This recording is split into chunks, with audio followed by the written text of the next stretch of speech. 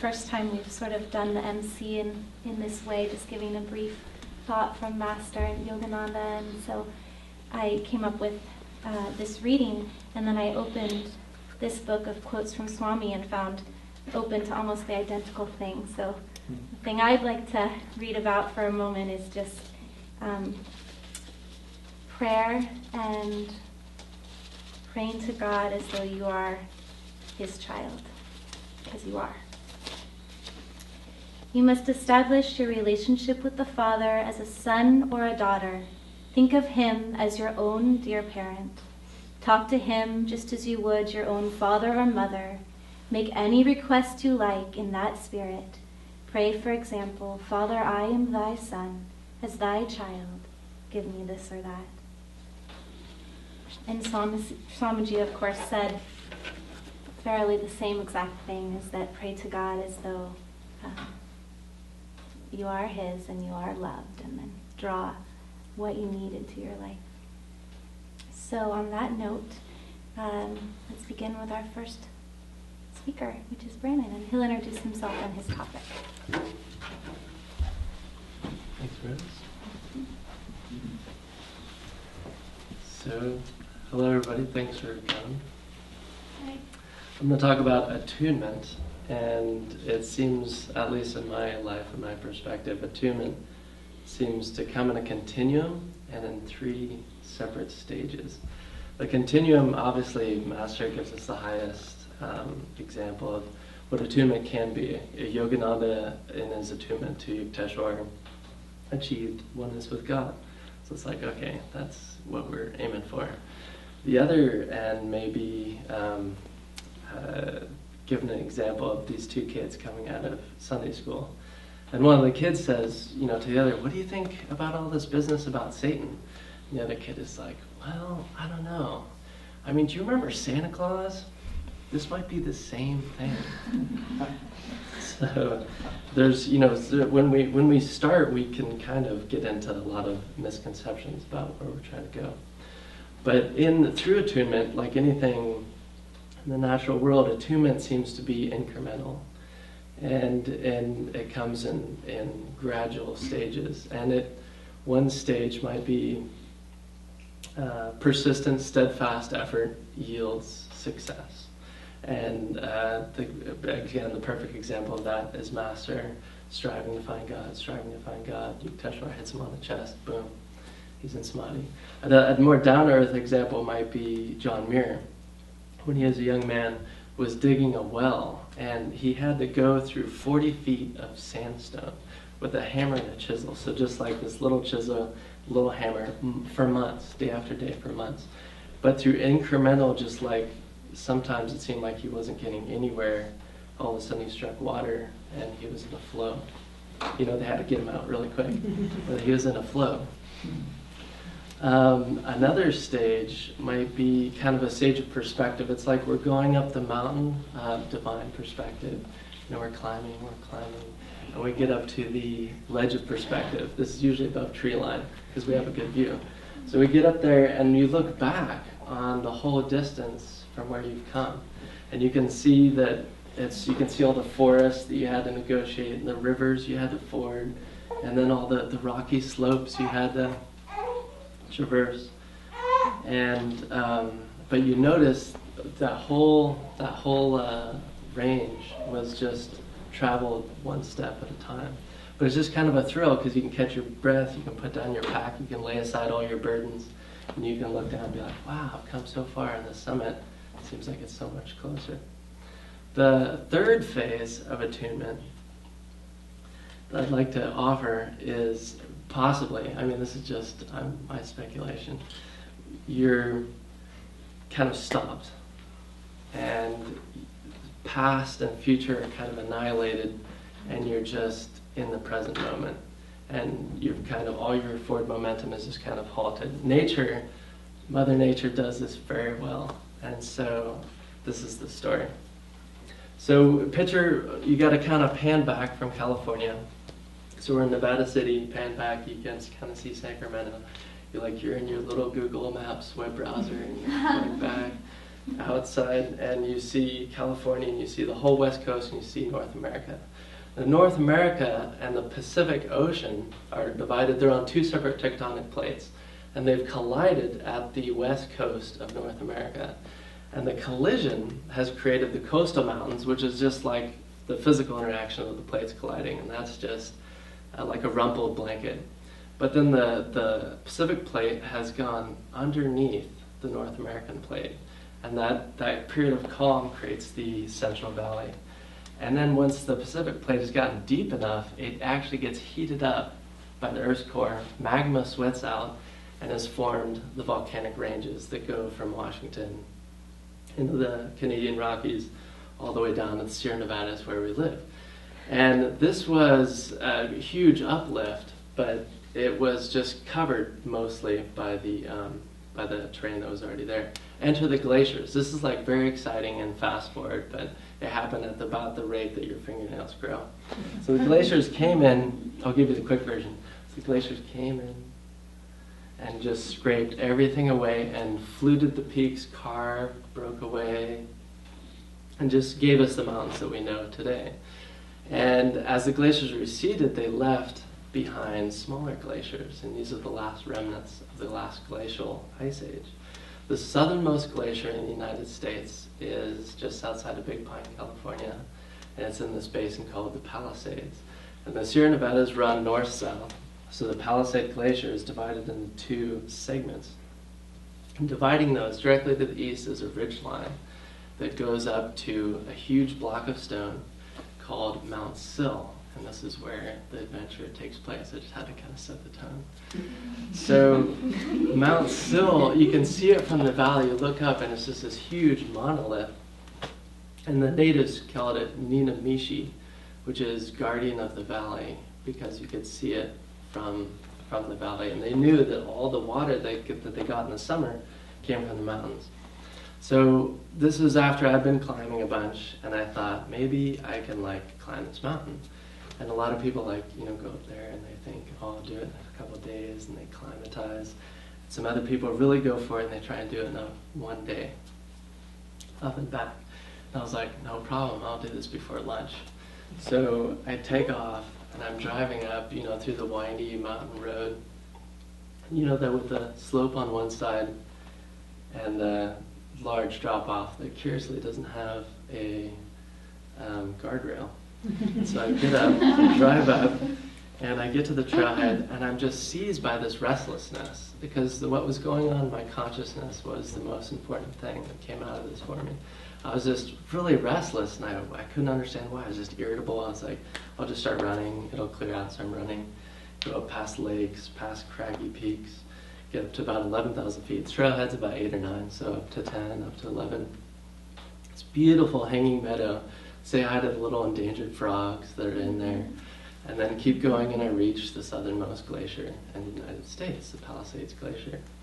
And so then I traverse the glacier, and I get up on one side, get up over this, snow-covered rocks, and get on this ridge line, followed up, and I'm still just restless, and I'm still just irritable, and I'm like, I'm not going fast enough.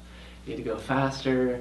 I need to stop and drink water. It's just like this conflict within myself. And so I keep going, and there's clouds starting to form, and I hit the mountain and start climbing up, and it's kind of technical climbing, but it's totally solid rock. And it's just all there, but in the back of my mind, there's just this restlessness, irritability. So I keep going, and I get up to the top, and the guidebooks say that this mountain has the best view in the entire Sierra Nevadas. Mm-hmm. And so I'm looking around. This is my first time on the summit. And behind me, clouds have come in. And then the mountains, if the air inversion is strong enough, the clouds will actually form at a level below you. So you're looking down at the mountains, and there's this meteorological phenomenon that happens to a lot of people.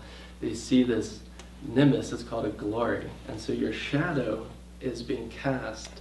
The sun is between you and the mountains, which is normally a perspective you don't get. And it created this multicolored halo around my head. And I'm looking at this, I'm like, this is beautiful, I've never seen this before.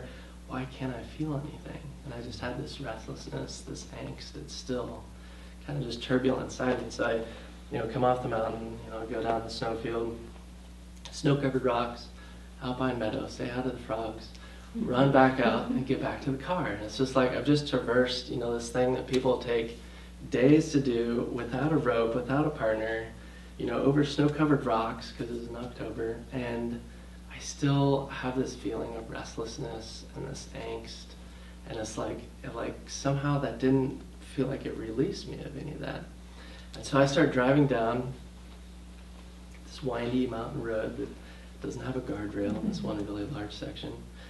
And I have the window down, music's blasting, I'm driving way too fast, and I'm just like irritable. I'm like, why am I so pissed? I'm just pissing myself for being pissed. And finally I spit out the window, and I won't spare you the gory details, but when you're breathing really hard at altitude, you get really stringy spit.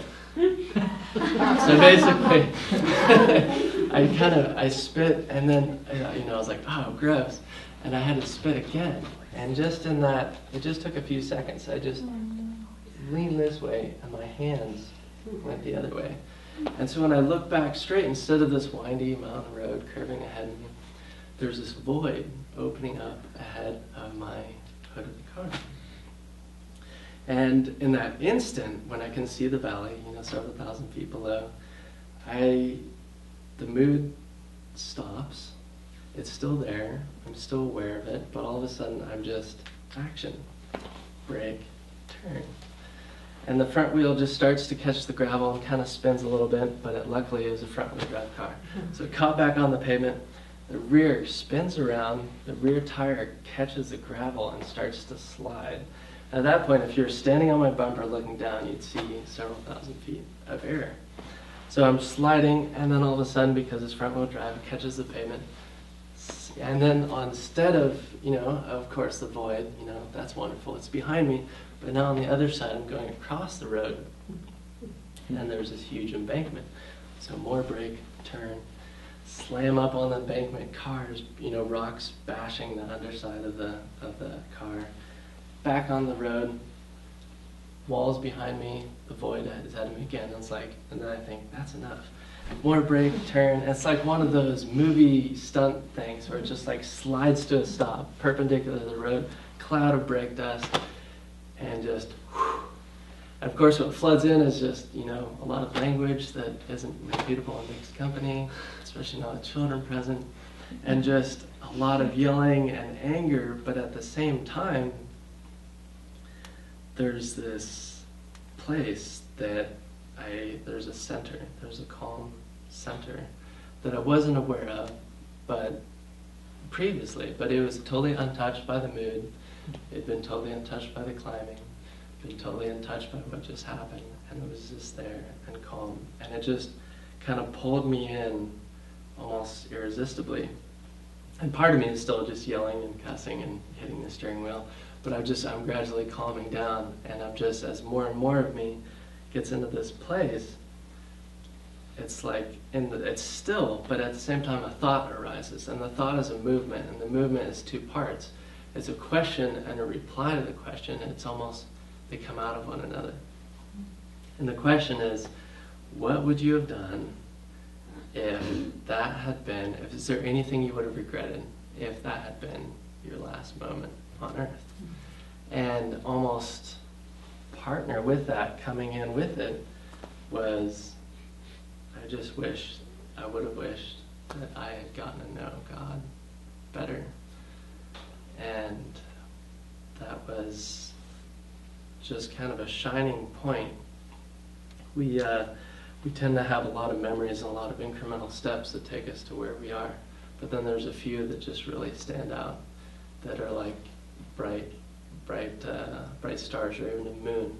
It's like in the firmament of our minds, all of our most precious memories are almost like stars, and then we have a few heavenly bodies that just illuminate the ground in front of us, and that seemed to be, that experience was for me.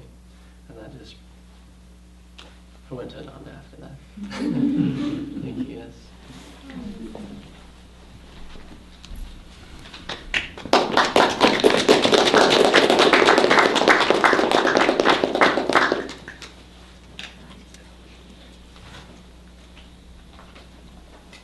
Thank you, Brannon.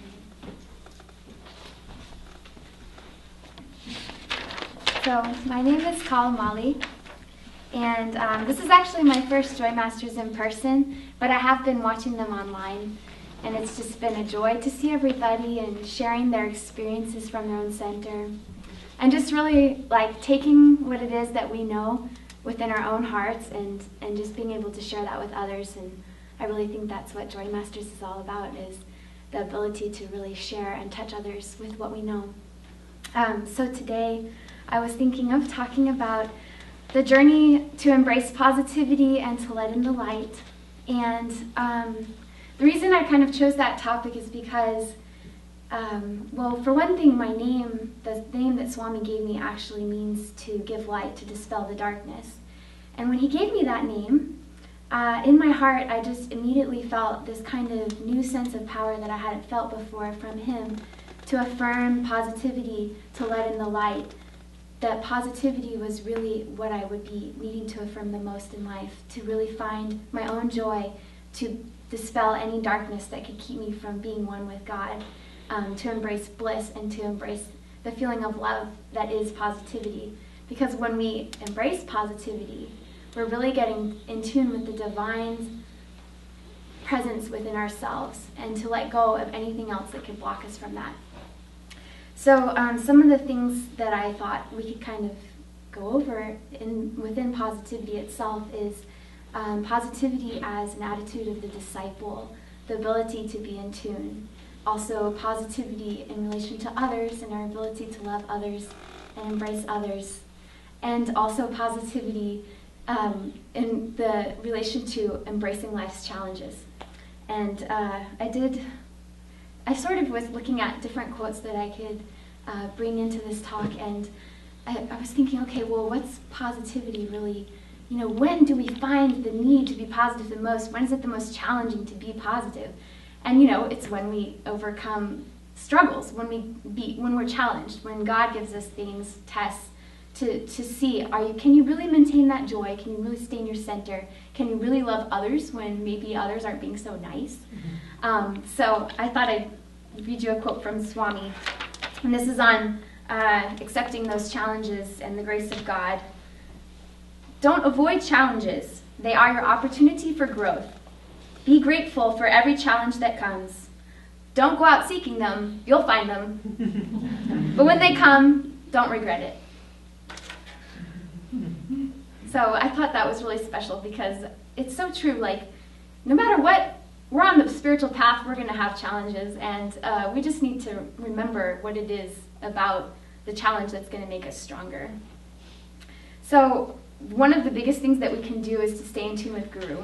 And what that really means is we're not letting in the negative force of duality. We're embracing the positive, and that positive, it's like beyond, well, it's beyond duality. The Guru he is the center, but it's when we can get into the positive flow that is his vibration and his melody of Om that we're really able to find that joy and that bliss. So when we find those qualities within ourselves that help us to be more positive, whether it's having a sense of humor, being kind, sharing more with others the love that we feel in our own hearts from meditation, we can get in tune with our Guru. And when we practice things like meditation and Kriya Yoga, when we take japa with us on our walks, when we do the simple things that we know that keep us in tune, they really start to add up. And one of the things that we can do more often is smile. This is something that Master even has a whole lecture that we can listen to on. It's this Becoming a Smile Millionaire.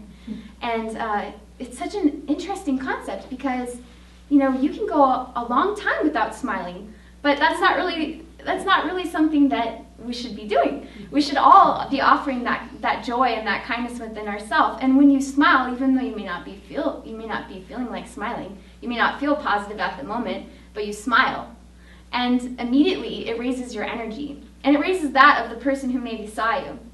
And one of the things Master said that we can do at any time is to just smile even if we're not happy.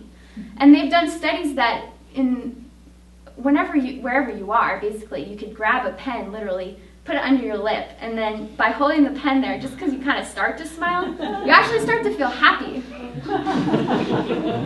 So the other thing that he taught us is if you don't feel maybe your energy's not high enough, you can't really get that smile in, you can go like this.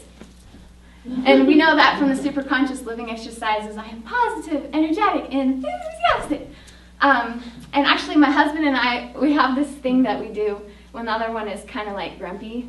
We'll like walk over and we'll be like, raise your energy! And that seems to help. The other thing that Swami talked about us doing, especially to dispel moods that might be kind of feeding into that whole negativity, is to concentrate at the spiritual eye. And when he was one time struggling with the mood that was pretty bad, he's like, I don't want this mood, so I'm going to get rid of it. So he sat down and he just focused very intensely at the spiritual eye for about 5 minutes, and he raised his energy and the mood was gone. And that's something that, it's something any of us could do at any time. I mean, we're supposed to be doing it 24 hours a day if we want to find samadhi, but that kind of is hard sometimes. But we can continue to keep that in our practice and try to incorporate it more and more. Also, we are on the path of Kriya Yoga, and that is so special because we have just an amazing blessing to be a part of this beautiful spiritual family, and also the ability to go within ourselves and to practice Kriya and bring with the breath any fears, anything that we want to offer up that's bringing us down, and we just offer that back out, and we bring up devotion, we bring up joy, and we just offer it back out, and we keep doing that, and we just completely change within our own vibration of ourselves. Maybe they weren't vibrating so high earlier, but after a Kriya practice, we bring it right back up to where it should be. And you can bring that Kriya practice and meditation into everything that you do. You can bring that joy into all of your life. I feel a lot of joy. You can also publicly speak. So the aspect of positivity with one another, I was listening to the talk at the Thanksgiving meditation. It was really an amazing part of one of Swami Kriyananda's talks on gratitude and the spirit of Thanksgiving. And he talked about being kind to one another. And the fact that we're in a spiritual community and we're a family, and we need to be kind to one another. We need to express gratitude. We need to be positive with one another, support one another. And that was something that, it touched me so deeply. But not only that, the feeling of being kind and loving to one another and staying positive, it also raises the Kundalini. And that is beautiful because God reinforces our joy and our love for one another. And he's helping us. It's the Christ love that we're expanding out to one another that's going to raise our energy. And when we're positive, we're in bliss, we're in joy, we're in love, we're in Christ's love, we're in Christ consciousness. So we need to embrace one another, embrace our path and our guru. So it's God's love, it's love for one another, and then it's also being able to love yourself and embracing those challenges and opportunities that come. When I first got to Ananda, I was at one of Anandi's talks, and it was on Does Satan Exist? And she mentioned her own struggle with challenges and overcoming them, and the battle of saying no to that negativity and just telling that negativity to get out. And it's something that I've carried with me ever since that moment, because it just reminded me that we can accept anything that we're given. And if it's starting to get us down, we just have to be vigilant. And we have to tell Satan to get out, because it's getting in the way of our bliss and our joy and our love for one another. I just wanted to bring in an aspect of the Festival of Light, and I thought that we could all kind of do it together.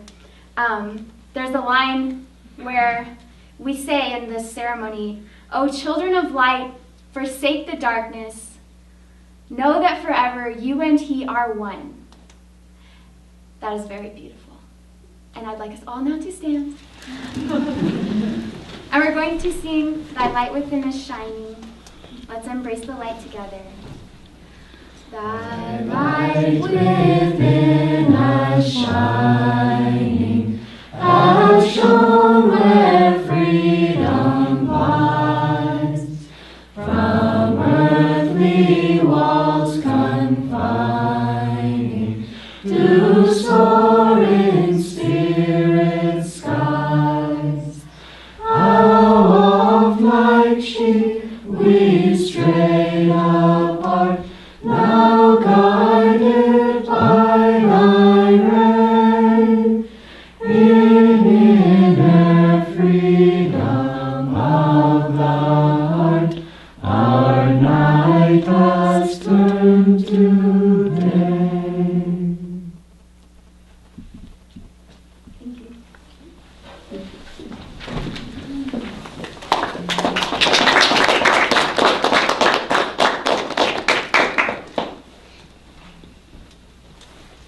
Thank you, Kalamali. That was very uplifting. And it's funny you spoke of smiling, because the prayer, I want to read a prayer from Whispers called Make Me a Smile Millionaire. So, good evening, everyone. Ready to see you. O silent laughter, smile thou through my soul. Let my soul smile through my heart, and let my heart smile through my eyes. O Prince of Smiles, be thou enthroned beneath the canopy of my countenance, safe in the castle of my sincerity, where no rebel hypocrisy can lurk to destroy thy presence in me. Make me a smile millionaire, that I may scatter thy rich smiles freely upon sad hearts everywhere.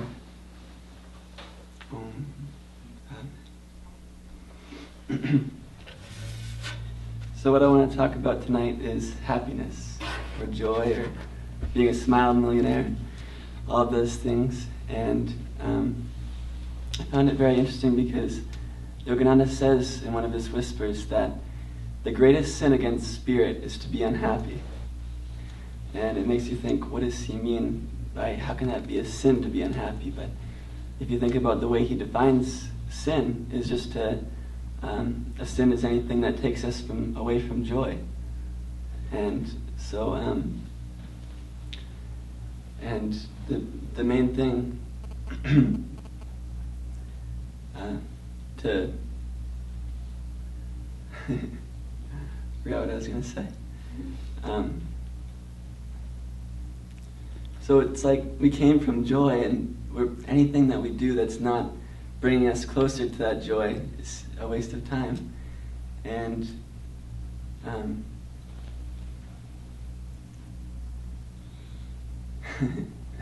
so he talks about being even-minded and cheerful as a foundation of living a yogic life.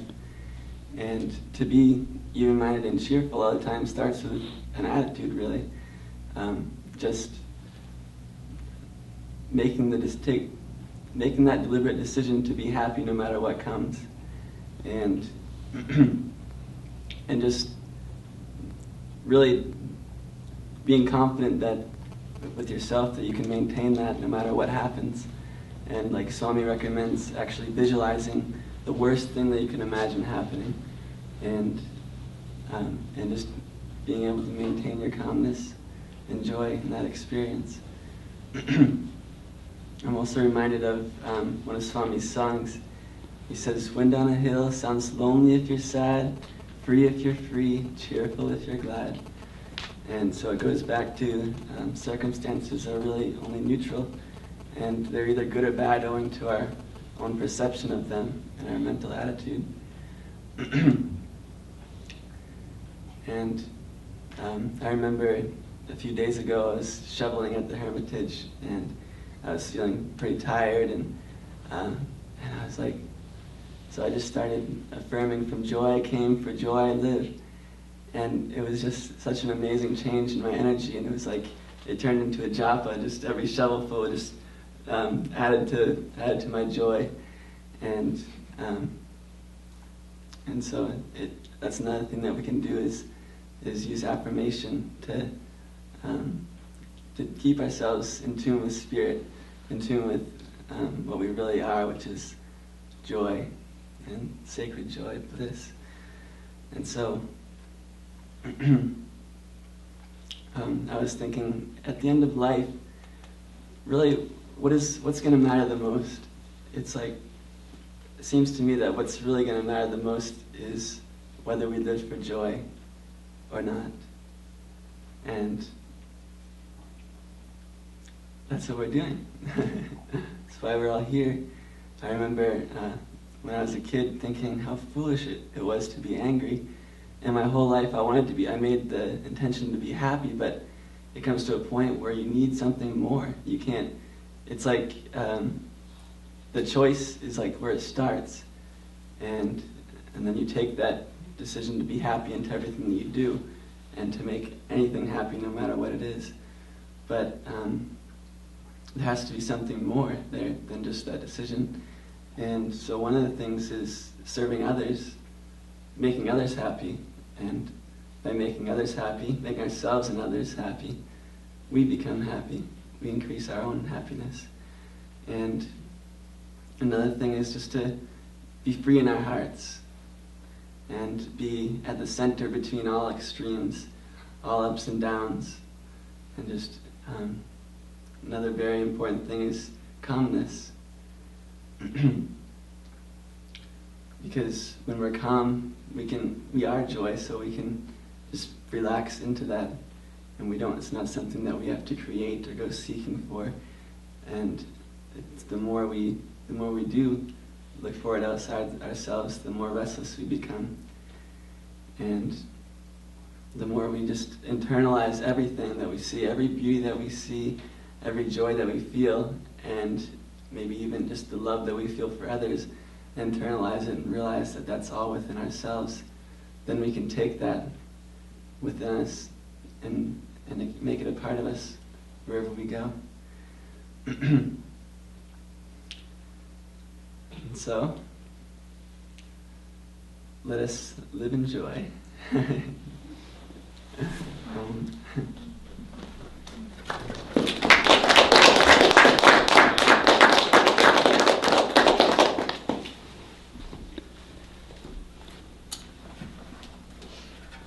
Hi, my name's Sterling.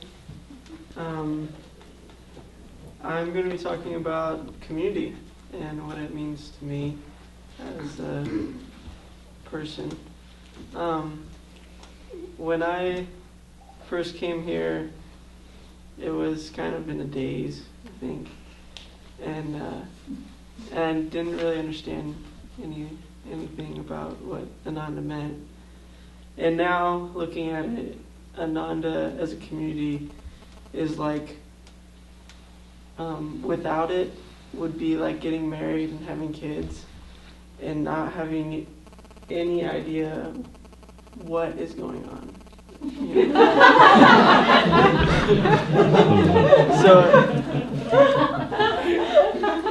But in a community you have so many different examples of these choices in life, marriage and children and finances and I think personally, if I didn't have the community aspect, I don't know, I'd be lost. I'd be on a mountain somewhere, really angry. But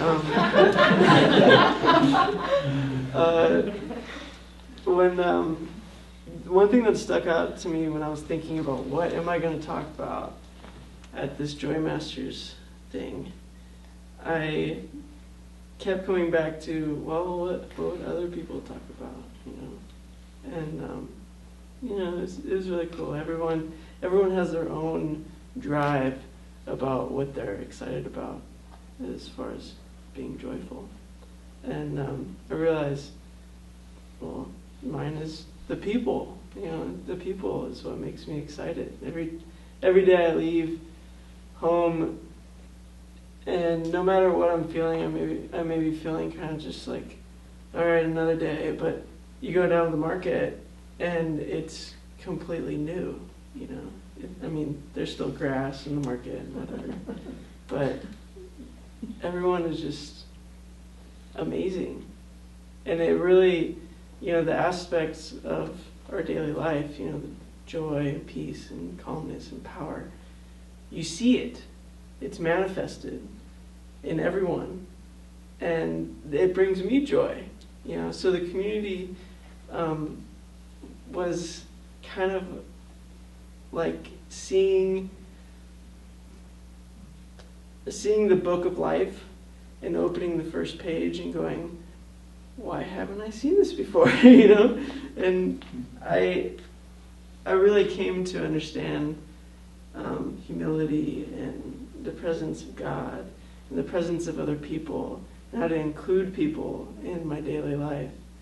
When Hannah and I got engaged, we moved into our own house. We were like, this is cool. This is really cool. And but for some reason it wasn't cool enough. And I started to realize that there's something missing. And every day I'd come home from work and Hannah's there. That's cool. But there's just something different. I personally went from Inspiration House, which I spent most of my life in. I consider my life starting at 18, because before that I don't even really remember. But it was kind of surreal, because you go from being in a community and rubbing edges with people and moving around this turbulent area called Inspiration House, and it was gone. Like it was a piece of me that left, and it was the community.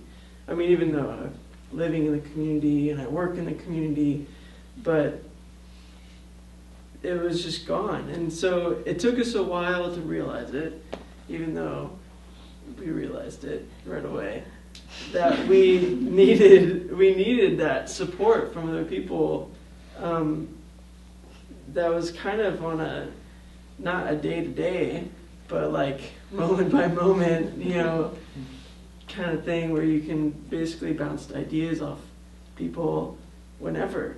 And I was lucky enough to hear Bhadri and Gita talking about wanting someone in their house, and I was like, that might be a good idea. I haven't been to Hansa in such a long time that I forgot what it's like to meditate with someone or to be around other spiritual people. That it was just like invigorating to think that I could live in like some sort of group housing, even though I just left it because I thought this would be better. So it was amazing to me to realize it again. I realized it twice. Hopefully I don't have to realize it another time, because it was harsh. But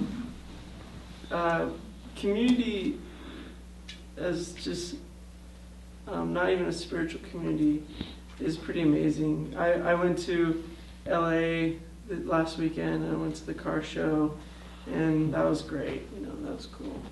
I really love cars. And but the thing is we couldn't stay in the ashram. There was no space in the inn, and and so we actually picked a room at a different ashram on Airbnb. It was an ashram, a yoga ashram, and we got there, and there's some things different for sure, but the sutras were there. I was like, that's cool. All right. And there's people meditating in the living room. And it made me realize that community doesn't just stop at the entrance. You know, you leave Ananda, and you don't not meet someone that you're gonna enjoy being around. I mean, yeah, some people are really hard to be around. I mean, like, really hard. But it was just amazing to feel that connection that I feel with all of you, with someone that I'd never met in this lifetime. It was amazing. And so it's really, the community aspect, it's everywhere. And so I got to take that with me from, you know, I got to see cars, cool. You know, we had a great time. But I got community, you know, which is excellent. So I don't really know what else to say. I've been here for a long time inside. And one of the reasons why I can't remember anything before Ananda is because it wasn't that important. You know, it wasn't what I wanted to do. So, thank you guys.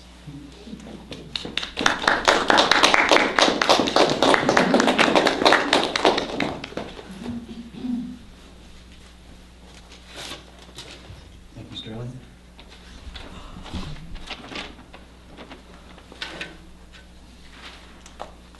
Thank you, everyone, for coming. My name is Connor, and I first just want to say thank you to all the speakers from the different communities. Palo Alto done a beautiful job, all the brave souls that have stepped up to embrace this opportunity. And in Italy, just very inspiring, and to be a part of it, something so much bigger than ourselves. The thing I want to talk about tonight with you all is how to be yourself, or self-acceptance. The very topic itself begs the question, what self are we accepting? Well, there's two selves we've come to learn. There's the ego self, I want, this is mine, me. And there's the higher self, that something greater that we're all a part of. And to see that greater view, like Brannon was saying, when you see that vast panorama, it's not that scary. It's not, there's nothing to be, you just want to give to it because you see that you're part of something so much greater than yourself. So we have to learn to embrace our highest potential because there are things about ourselves that we typically may not like. There's things that we do like, and there's things that we probably don't like. And I speak for myself, I don't know about the rest of you. But learning to love that higher potential in ourselves, we can see that we are a part of that greater reality, and we have something to offer. We have something worthwhile to share. An interesting fact that Brannon actually touched on with his speech is the inner conflict. That's one of the great challenges of self-acceptance, is because there are two selves. There are two parts of our being that are at war with each other. And when we get into meditation, we can see it more clearly, that there's a force pulling us down, and there's something calling us. Let go. Embrace something. Embrace me. Look up. And in seeing that, you can see that there's two different aspects that aren't really yourself. They're just something that are influencing you. And you can attune yourself to one or the other. If you just start to identify with one, then you can say, I am happy. Well, that's great. But we're looking for a greater happiness. Chains of gold are still chains. If you identify with the negative thoughts, you can get pulled down and get sucked into a negative vortex that can be very hard to get out. But smiling helps. And I've done the pencil thing, and it works. It's a fascinating fact that lay people understand this concept, that there's an inner conflict all the time. When you turn on the television, you can see one angel and one devil. I think of Tom and Jerry. Little Tom has a little Tom angel on one shoulder and little Tom devil on the other shoulder saying, do that thing to the cat. Be nice to the cat. Be nice to him. He's your friend. And you see it. There's so many TV shows that touch on it. It's a universal fact, and people recognize it. The thing about it is most people don't recognize it's a downward war and an upward war. It's a downward and upward conflict, not shoulder to shoulder with two whispering left brain, right brain things. But that's kind of what it feels like. So what's the solution? This one solution is non-attachment. It's practicing non-attachment. It's interesting that we have to practice something in order to be ourselves. It seems like we could just be ourselves. But if we were just to be ourselves, we probably wouldn't get very far, and we probably wouldn't be very happy with the end result at the end, saying, I just thought I was just doing what I had to do, and now I'm here on my deathbed, and this isn't that great. So, non-attachment, we have to be channels for a higher consciousness, a higher power. We don't want to be going and doing things willy-nilly and then saying, oh, well, it was God. God did it. But he does like it when we give him the credit for even our mistakes, because to give him credit for even our mistakes is to say, look, I'm still with you and you're still with me. There's no separation. And that helps build and give strength to that war, because to just get upset with yourself, even because you're upset, just pulls you down, and it's harder to be yourself, your higher self, expressing that consciousness. Another aspect of practice is saying yes to life. When I first heard this concept, I thought it was saying yes to every opportunity that come your way. Would you like to help with chair setup? Yes. Would you like to go put up decorations? Of course. Would you like to go scrub this toilet? Of course. Say yes to life. But I heard Swami say in a talk that it's really, that saying yes to life is saying yes to that inner flow of energy in the spine. And that totally transformed my understanding of that concept. Because there are things about ourselves that we can get so caught up with and resist and say, no, that's not a part of me. I'm spiritual. I don't get angry. I don't get frustrated. But that only emphasizes that point. You concentrate on anger, and you're not able to lift yourself out of it. So saying yes to that flow of energy gives you the power to step out of that energy, to step out of that negativity, and embrace positivity. One aspect of saying yes to life is self-honesty, which is humility, as Swami said. We have to be honest with ourselves when we, at our present state of reality, we have to work with the things the way they are, however we are. If we're not good at doing something, if we can't run very well, or if we don't know how to ride a bike, that's so what? That's it. If you really want to get better, you work at it and you focus on where you want to be. So that's one aspect of saying yes to life, is self-honesty. Because there's a lot of qualities in ourselves. It's easy to be accepting yourself when you're kind, or I'm friendly, or I'm personable. These things are very easy to accept, but what happens when all of a sudden you feel pride, or you feel angry, or you feel lethargic, and all these qualities that come up in you in the daily battle of life? It's a lot harder to say, yeah, that's actually what's happening inside of me. There is these qualities. And to really embrace that and accept that gives you the strength to say, that is a part of my reality, but that's not who I am. And I can work with it by acknowledging it and stepping out of that cycle of, well, I'm back here again, but I'm not going to really admit it. I'm frustrated, but not really admitting it to be a reality in your experience. So another practice or technique is just to laugh at yourself, just to laugh at what happens in daily life, just the ridiculousness and absurdity of life. It's quite a joy. There was an experience I had in college. It was I don't know what year it was, but I was taking a jogging class, and it was the end of the year. And at the end of the year, we took a writing test. So the jogging class was in the gym, and the writing test happened to actually be on the other side of the campus. I somehow missed the memo. So I went to the class, and no one was there, and I was like, oh yeah, we're taking a test in another classroom. So I bolt over to the other classroom, and I get there, I'm sweating, and I'm panting, and I'm red, and everyone, open the door, and everyone's, everyone's already into the ABCs of the test. And so I walk over to my teacher, and I say, he's like, here's the test, you ready? It's okay that you went to the gym. And I said, great. Fun fact about this classroom. There's a handicap ramp in the back behind all the chairs. And for those who are mentally handicapped like myself, I fell back. I totally did not see it and just busted myself straight in front of everyone. And everyone started roaring and laughing. And I just started, I just contracted. I was so embarrassed for about 3 seconds. But then I felt their joy. They were all laughing. And something in me was like, I'm happy to be the scapegoat. A little comic relief during the test. Great. And I just kind of laughed with him. And I got up and took the test, and it was fine. There was another time, I used to feel really embarrassed about walking into another classroom, a wrong classroom, because it happened way too frequently. Like, what was I thinking? How am I getting into these wrong classrooms?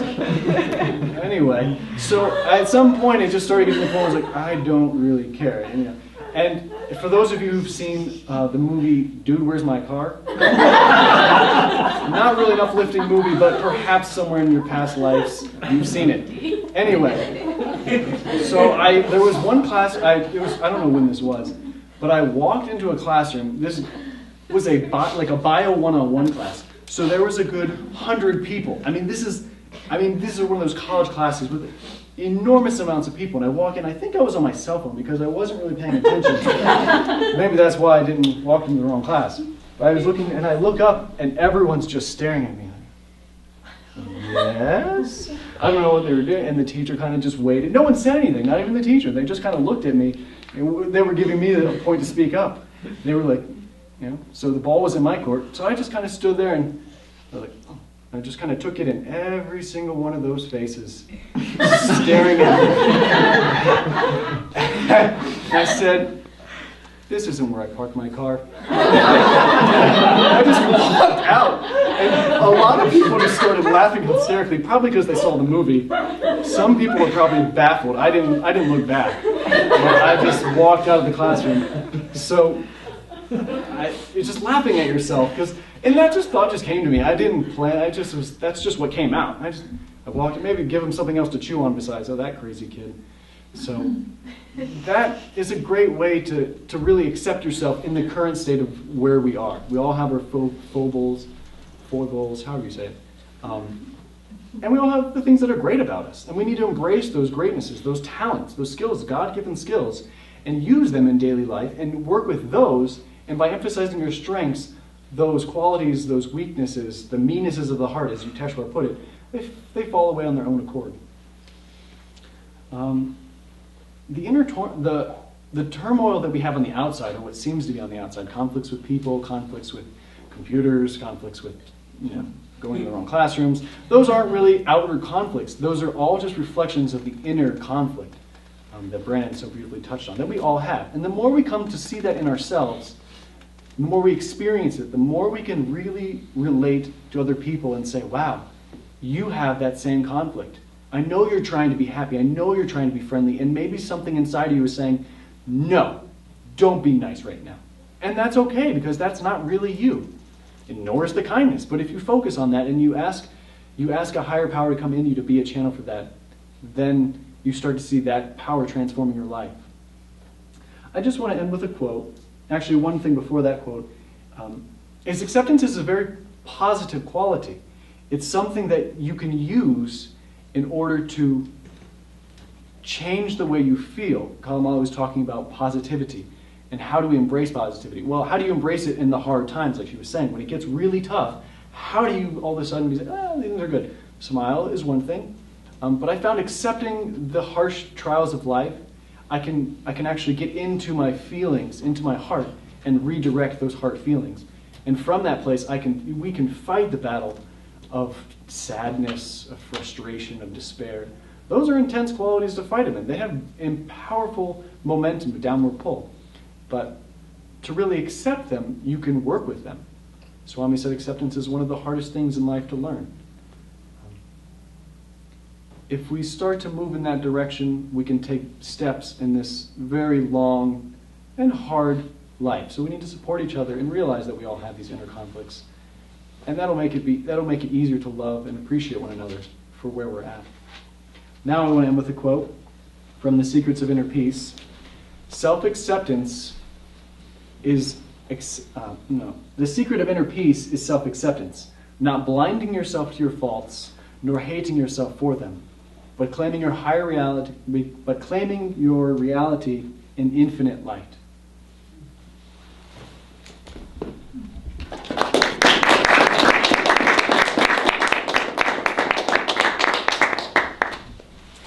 So I'd like to ask all our speakers to come on up, and we're going to give them some blessings, 3 ohms and blessings. And thank you all for sharing with us, and that was beautiful. So let's rub our hands and we'll chant Om 3 times.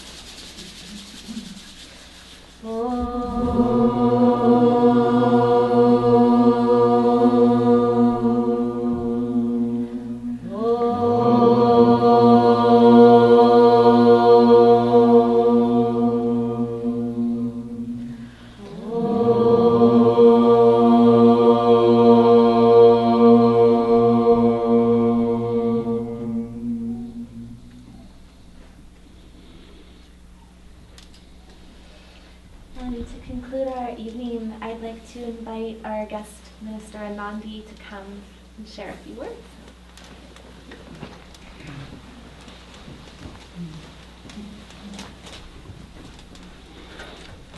Well, I want to say thank you very much for inviting me. This was very, very inspiring evening, and thank you.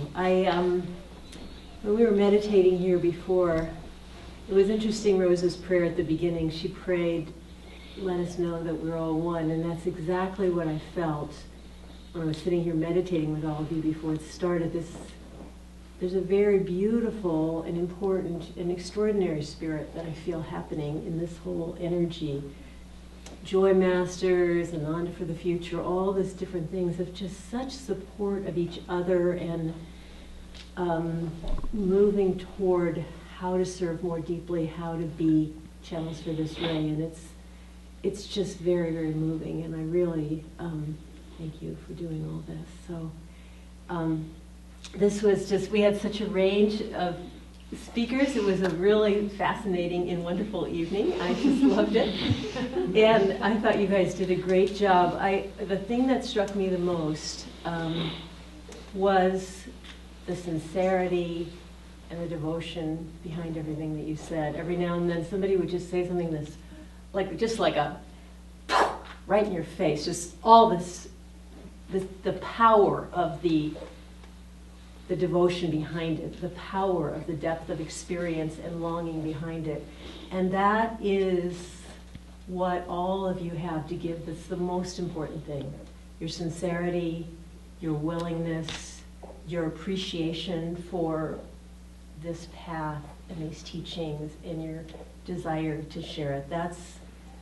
The rest is window dressings and practice and all that sort of stuff. But nobody can ever give you what you already have, which is that sincerity and that appreciation. Swami said that appreciation is a mark of spiritual refinement. And you can feel that just in all of you. I was looking at Sterling, I started to choke up because of the sincerity of what he was talking about, what it meant to him to be in community. It was just very, very dear.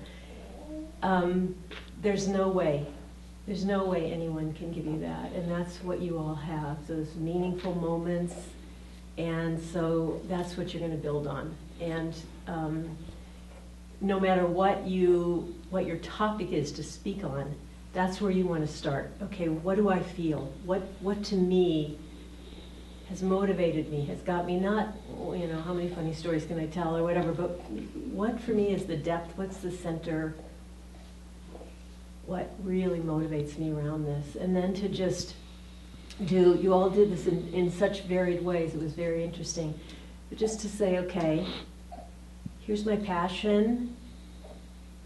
What has Swami said about it? What has Master said about it? And what do I know about it?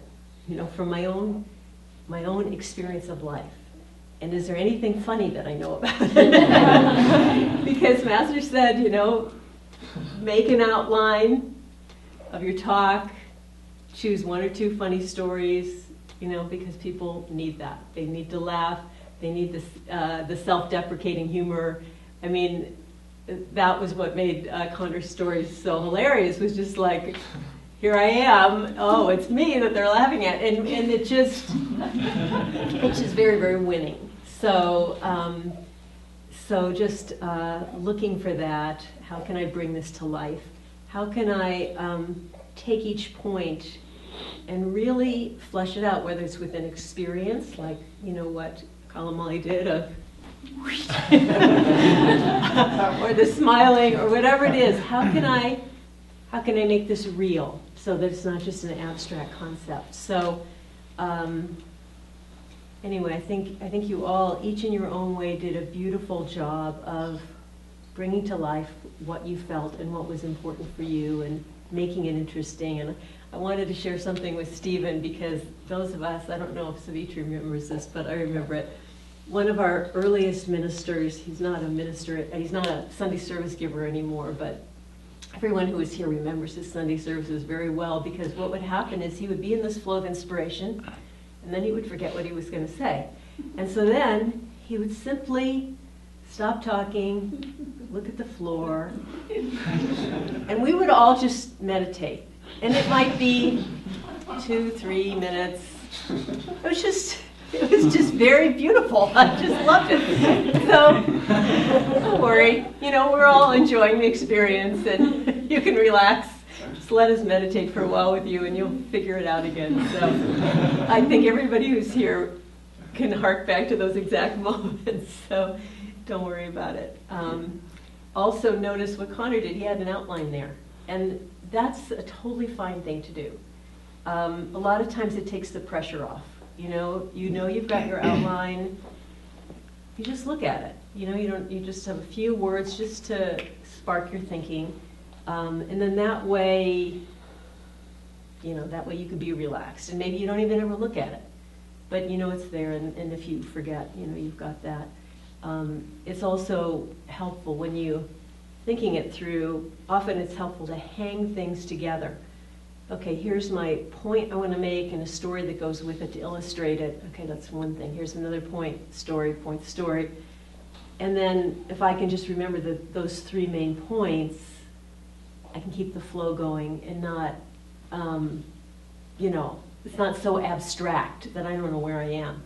But it helps your audience know where you are, and it helps you know where you are if you kind of think it through in main sections like that. So I don't know that I have anything else that I want to say. I feel like everybody is on the right track, each in your own way, and you've each got your own strengths, and that'll be the thing to figure out. What's going to be what's your strong suit, and to follow that. And to not try to be like anybody else, but just to go from your own, what's meaningful to you, and to follow that thread. So thank you so much for doing what you're doing. I'm really very moved by it. Let's just close with a prayer. Divine Mother, great Gurus, thank you for this evening together. For all of your joy. Make us smile millionaires. Being channels for your light. To all whom we meet. Om.